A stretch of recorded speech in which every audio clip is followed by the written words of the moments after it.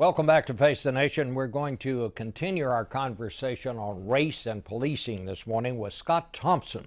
He's the chief of police in Camden, New Jersey, a city that was ranked as the most dangerous city of its size just months ago. Things are not perfect there now, but they are getting better. And so, Chief, I'd just like to ask you, as we talk about this situation in general, what are you doing differently there in Camden?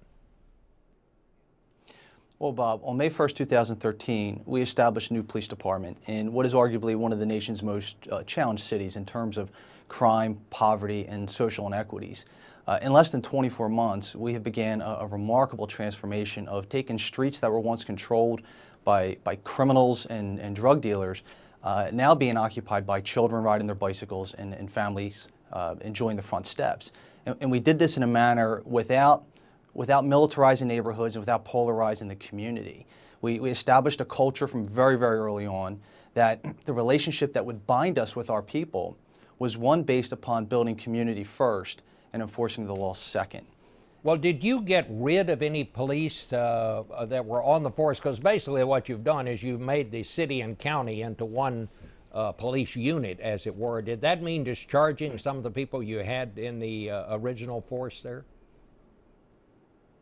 Well, every member of the organization is a new member of the organization, including myself. We all applied. Essentially, about 150 of 155 that applied were hired. But we had suffered through some significant attrition prior to that. But the transformation that we were able to do enabled us to connect with our people and to establish the fact that cops are going to perform as guardians and not as warriors. And the results that we have seen is we've cut shootings and murders in half in less than 24 months. Well, if you had to pick out one single thing that you would say to other departments around the country, this is the thing that worked for us, what would it be, Chief? Human contact. Officers walking the beat, getting out of their squad cars, riding the bicycles.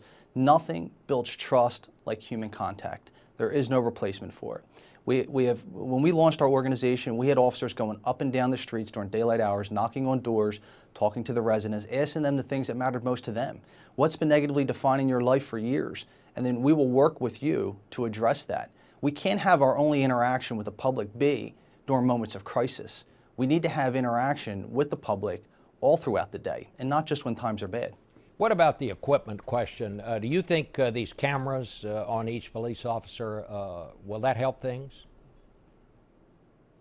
Well, I think it's a start, and I believe that the cameras are the wave of the future.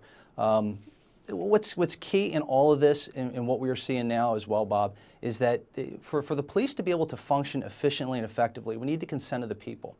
And what we're hearing now is that there's issues.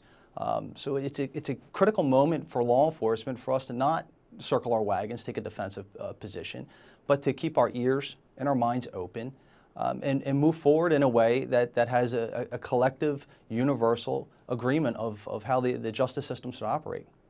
Chief, I want to thank you for being with us this morning, and I also want to wish you the very best. It sounds like you're making some progress there, and there are not many communities in the country right now who can say that. So keep it up. Thanks so much.